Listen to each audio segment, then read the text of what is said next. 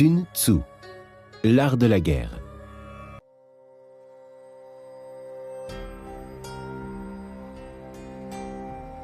Article 1 de l'évaluation.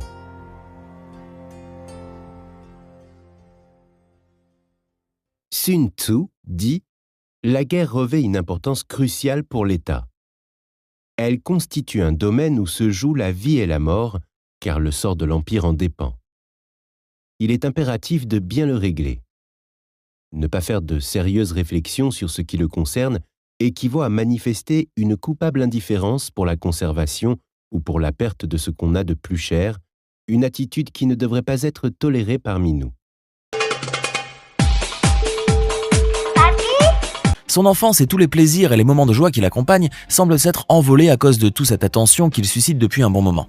On invente des histoires à son sujet, on s'amuse à tisser autour de lui des récits insensés. J'ai plein de trucs à dire. Seuls les génies sont dotés.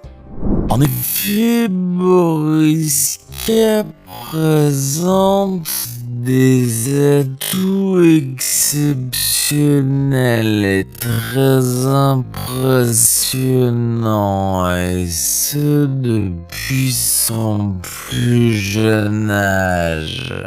Alors qu'il n'est âgé que de quelques mois, par exemple, il sait déjà parler selon les dires de sa mère. Puis, à l'âge d'1 an et demi, il est capable de lire, de dessiner et même de faire de la peinture. C'est donc incroyable, n'échappe pas à l'œil de ses instituteurs à l'école qui remarquent aussi que l'enfant apprend facilement les langues et qu'il possède une mémoire extraordinaire. Boriska Kiprianovic devient... Papy est là, il est là. Papy est là, papy est là.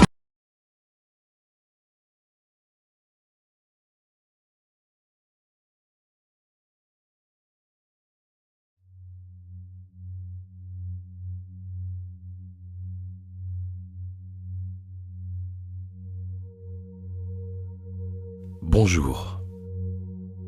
Je vous invite à vivre une expérience avec vous-même, avec tout votre être, en connexion avec l'un, le tout, votre moi profond. Pour vivre au mieux cette expérience, je vous invite à vous installer confortablement, sur votre lit, votre canapé ou simplement votre chaise de bureau. Cela n'a pas d'importance tant que vous vous y sentez bien. Je vous invite aussi à vous équiper éventuellement d'un casque audio ou d'une paire d'écouteurs afin de rendre ce voyage encore plus confortable. Je vous propose avec cette séance de vivre un moment juste pour vous. Il s'agit en quelque sorte d'une forme d'ouverture de conscience, d'expansion de conscience. Vous serez libre de laisser votre imaginaire, votre psyché, votre esprit voyager au-delà des limites habituelles de l'espace et du temps. Une partie restera bien présente, consciente d'être là, tandis qu'une autre partie pourra simplement se relier à plus grand que soi. Alors, si vous avez envie de vivre ce voyage, d'explorer cet état d'hypnose, laissez simplement vos yeux se fermer maintenant.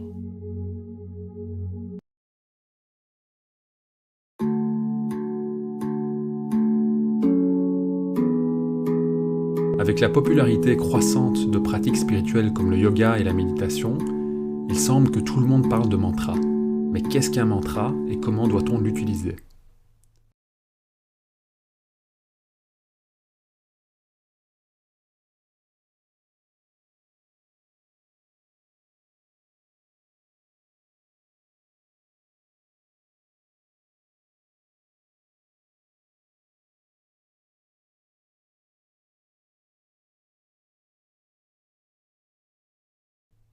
Alors le mot mantra est devenu aussi courant que le mot intention, mais les deux sont très différents.